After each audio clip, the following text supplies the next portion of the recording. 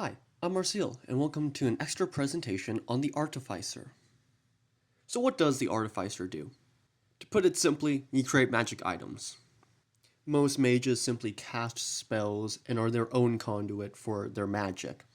Artificers, in contrast, take that magic and put it in an item. And this can be things such as armor, or weapons, or really any other sort of little bits, bobs, or other trinket. Hell, you could even make a mechanical companion. So what boons does Artificer have? Well, first and foremost, you have your spell casting. It's only half casting, but any form of spell casting is just better than no spell casting. So, and looking at what the Artificer spell list is, I'd say it's a pretty alright spell list. Next, you can also create magic items. You have a certain amount of infusions that are known, and then you can use them to infuse other items. You have a pretty good range of different infusions and what items they can affect. And I'd say most of them are pretty strong and can be comparable to other magic items you're probably finding. You also kind of get expertise, but unlike a rogue's expertise, it can only affect the tools that you use rather than you getting to choose a skill or some other thing. And finally, you got some extra attunement slots. It begins at 4, so that's only one more than the regular, but it can go up to 6 at higher levels, which is nice and can be kind of important for a certain subclass that they have. Artificer Banes. You're intelligence based, and intelligence is bad in 5e. So I don't want to get caught up in all of the various nitty gritties of this. But basically, with the 5 other stats, when you invest in them for your class, you gain more than just your class benefits. For example, Constitution. Everyone likes Constitution because health. Most people like a Dexterity because extra AC and Dexterity saving throws are very common. Sure, the skills for intelligence can be kind of nice, but overall, you don't get a benefit beyond just being able to play your class like everyone else. So what subclasses do you have? First and foremost, the Alchemist. You're a master at brewing.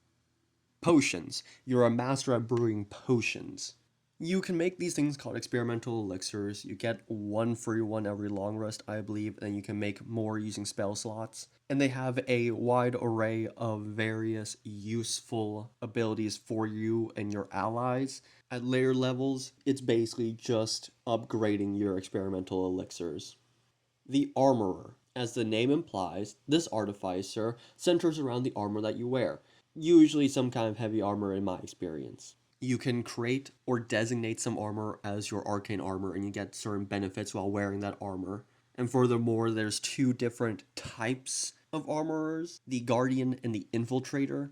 The Guardian is more frontline combatant, melee sort of focused, and the Infiltrator has some more ranged and utility-based abilities.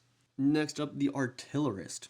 Now, I've seen a lot of people play Artificers as these people who make guns and shoot guns and do gun things.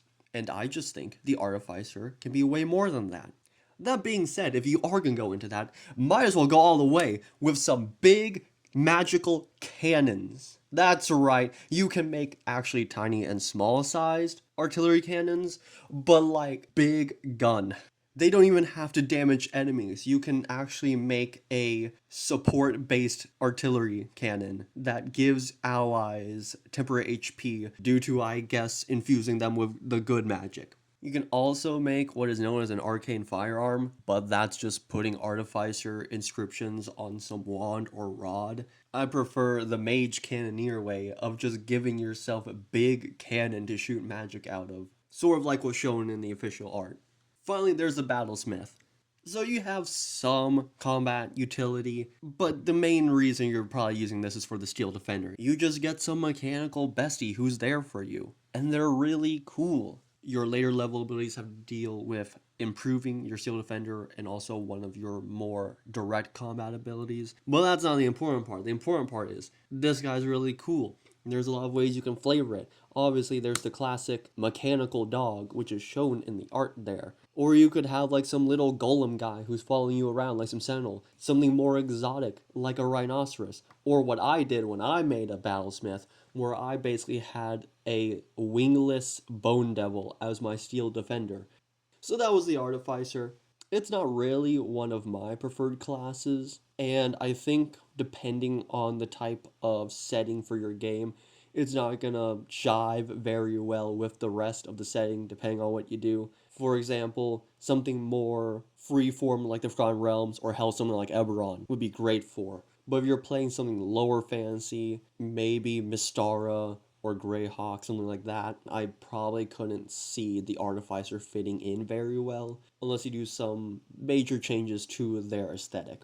Anyhow, thank you for taking my presentation on the Artificer. Feel free to leave your thoughts and opinions in the comments. I'll try to read through them all because apparently there's a lot more people here now. So, yeah, thank you for being here.